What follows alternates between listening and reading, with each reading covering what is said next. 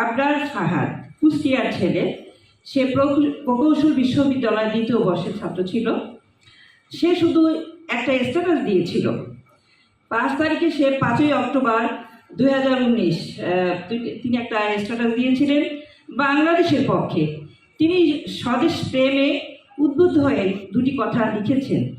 এই জন্য তাকে নিচতলা থেকে টেনে হিঁচড়ে 2য় তলায় নিয়ে তারই সব ভাইয়েরা তাকে ধীরে ধীরে তারে লাঠিপেটা করে আস্তে আস্তে করে তারে মৃত্যুর দিকে ঠেলে দিয়েছে এবং মৃত্যু নিশ্চিত করে এই খুনিরা নিশ্চিত করে তারপর সেখান থেকে পালিয়েছে। এবং এ পর্যন্ত 19 থেকে এই পর্যন্ত 25 সাল এখন পর্যন্ত তাদের বিচার হয়নি। আমরা বাংলাদেশের মানুষ শান্তি চাই, সুষ্ঠু পরিবেশে বাঁচতে চাই। এই ছেলেটির মৃত্যু প্রত্যেকটি মাকে কাঁদিয়েছে, প্রত্যেকটি বাবাকে কাঁদিয়েছে। এই সমাজকে সুস্থ সুন্দর পরিবেশ দেওয়ার দায়িত্ব এই ইয়াং জেনারেশন। যুগে যুগে সেই ভাষা আন্দোলন, 71-এর মুক্তিযুদ্ধ, গত 24 সালে যে গণ অভ্যুত্থানটি হলো, সব কিছুতে ইয়াং জেনারেশন ছেলেরা, ইউনিভার্সিটি, স্কুল, কলেজের ছাত্রছাত্রীরা তারা অগ্রণী ভূমিকা পালন করেছে।